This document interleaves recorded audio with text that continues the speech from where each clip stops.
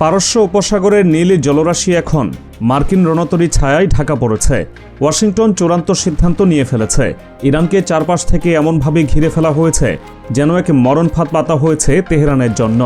Pentagon তাদের ইতিহাসের অন্যতম বৃহত্তম সামরিক সমাবেশ ঘটিয়েছে ইরানের সীমান্তে।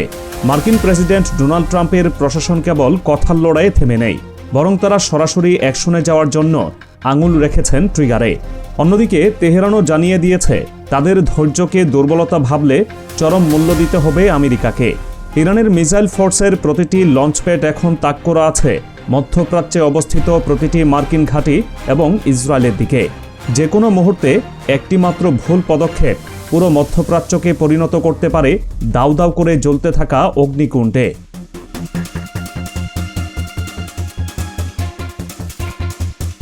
মার্কিন বাহিনী আকাশ এবং সমুদ্রপথ উভয় দিক থেকেই ইরানকে সম্পূর্ণ অবরুদ্ধ করার ব্লুপ্রিন্ট বাস্তবায়ন করছে। এর অংশ হিসেবে কাতারের মাটিতে ব্রিটিশ বিমান বাহিনীর উপস্থিতি যুদ্ধের উত্তেজনাকে নতুন উচ্চতায় নিয়ে গেছে।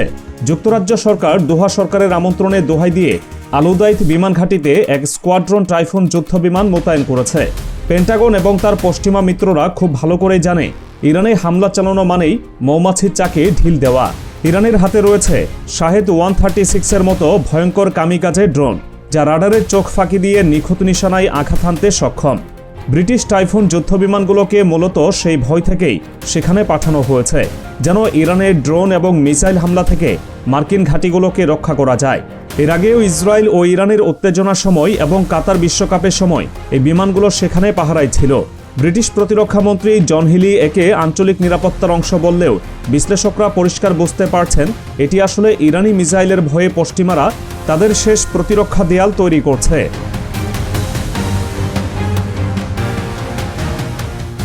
সমুদ্রপথে ইরানের দিকে ধেয়ে আসছে মৃত্যুর বহর। দক্ষিণ চীন সাগরে অবস্থান করা মার্কিন নৌবাহিনীর গর্ব বিশাল বিমানবাহী রণতরী ইউএসএস আব্রাহাম লিঙ্কনকে জরুরি তলব করা হয়েছে মধ্যপ্রাচ্যে।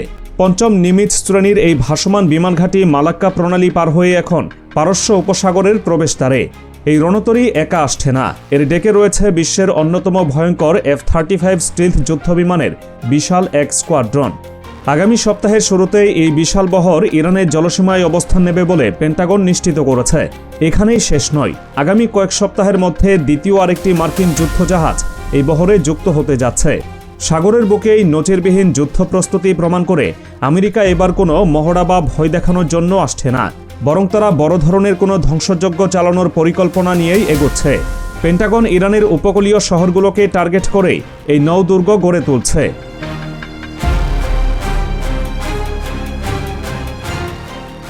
আকাশপথেও ইরানকে নিঃশ্বাস ফেলার সুযোগ দিচ্ছে না মার্কিন বাহিনী। পেন্টাগন নিশ্চিত করেছে তাদের F-15 স্ট্রাইক ঈগল যুদ্ধবিমান ইতোমধ্যেই মধ্যপ্রাচ্যের মাটিতে চাকা ছুঁয়েছে। 494তম এক্সপিডিশনারি ফাইটার স্কোয়াড্রনের এই বিমানগুলো এমনভাবে ডিজাইন করা যা গভীর রাতে শত্রুর ভূখণ্ডে প্রবেশ করে ধ্বংসলীলা চালাতে পারে।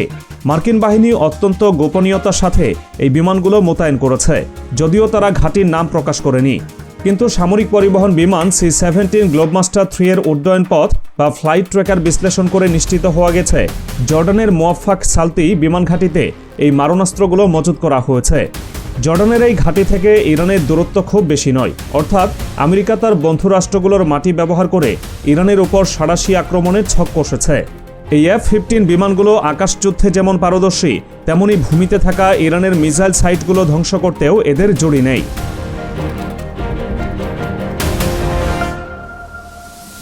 ইরানের ব্যালিস্টিক মিসাইল ভান্ডার নিয়ে পেন্টাগনের রাতের ঘুম হারাম হয়ে গেছে, আর সেই আতঙ্ক থেকেই মধ্যপ্রাচ্য জুড়ে তড়িঘড়ি করে মিসাইল ডিফেন্স সিস্টেম বসাচ্ছে আমেরিকা। অতিরিক্ত প্যাট্রিয়ট এবং থার্ড ক্ষেপণাস্ত্র প্রতিরক্ষা ব্যবস্থার বিশাল চালান পাঠানো হচ্ছে ওই অঞ্চলে। মার্কিন নৌবাহিনীর 3টি শক্তিশালী ডেস্ট্রয়ার USS রুজভেল্ট, USS মিচার এবং USS ম্যাকফল এখন সাগরে টহল দিচ্ছে। এই যুদ্ধজাহাজগুলো আকাশ প্রতিরক্ষা ব্যবস্থায় সজ্জিত। মার্কিন গোয়েন্দারা জানে যুদ্ধ শুরু হওয়ার প্রথম কয়েক মিনিটের মধ্যেই ইরান হাজার হাজার মিসাইল নিক্ষেপ করবে। ইরানের এই মিসাইল বৃষ্টি ঠেকানোর জন্যই আমেরিকা তাদের সর্বোচ্চ প্রযুক্তির প্রতিরক্ষা ব্যবস্থা জড়ো করছে। কিন্তু সামরিক বিশেষজ্ঞরা মনে করেন ইরানের হাইপারসোনিক মিসাইল বা ঝাঁকে ঝাঁকে আসা ড্রোনের সামনে আমেরিকার এই প্যাট্রিয়ট বা থার্ড ব্যবস্থা কতটুকু কার্যকর হবে তা নিয়ে যথেষ্ট সন্দেহ রয়েছে। অতীতেও দেখা গেছে হুথি বিদ্রোহীদের সামান্য ড্রোন হামলা ঠেকাতেও হিমশিম খেয়েছে মার্কিন প্রযুক্তি। আর সেখানে ইরান তো পূর্ণাঙ্গ সামরিক শক্তিধর এক রাষ্ট্র।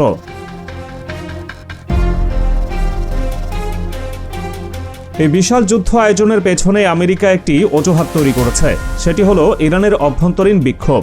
দেশটিতে চলমান অস্থিতিশীল পরিস্থিতি এবং সরকারের কঠোর দমননীতিকে কেন্দ্র করে ডোনাল্ড ট্রাম্প প্রশাসন তেহরানকে নিয়মিত হুমকি দিয়ে আসছে। যুক্তরাষ্ট্র ভিত্তিক মানবাধিকার সংগঠন human rights activist news agency দাবি করেছে বিক্ষোভে প্রায় ৪,৯০০ মানুষ নিহত হয়েছে।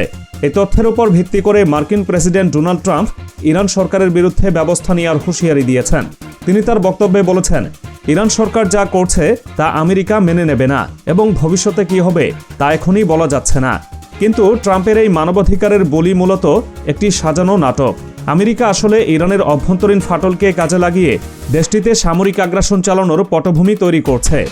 তেহরানের নেতৃত্ব পরিবর্তনের যে হুমকি ওয়াশিংটন দিয়েছে তা আন্তর্জাতিক আইনের সরাসরি লঙ্ঘন এবং একটি স্বাধীন দেশের সার্বভৌমত্বের উপর নগ্ন হস্তক্ষেপ।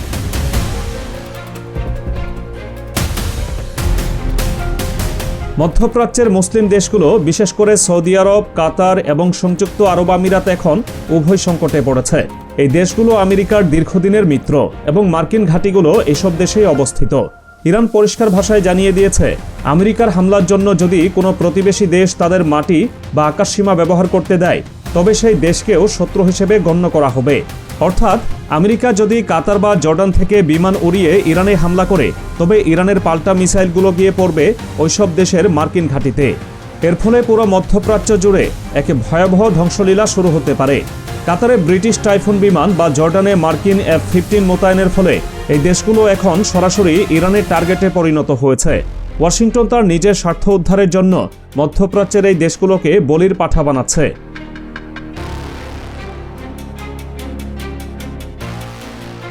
ইরান কোনো সাধারণ প্রতিপক্ষ নয়। দেশটির মাটির নিচে রয়েছে বিশাল সব মিসাইল সিটি। পাহাড়ের গুহায় লুকিয়ে রাখা হয়েছে হাজার হাজার ব্যালিস্টিক ও ক্রুজ মিসাইল। IRGC বা ইরানের রেভলিউশনারি গার্ড কর্পস যুদ্ধের জন্য পুরোপুরি প্রস্তুত।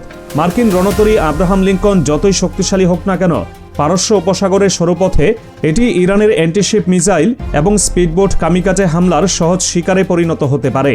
তেহরান হুমকি দিয়েছে, আমেরিকার প্রথম আঘাতের পর ইসরায়েলে তেল আবিব এবং হাইফাতে এমন ভয়াবহ হামলা চালানো হবে যে তাদের অস্তিত্ব সংকটে পড়বে।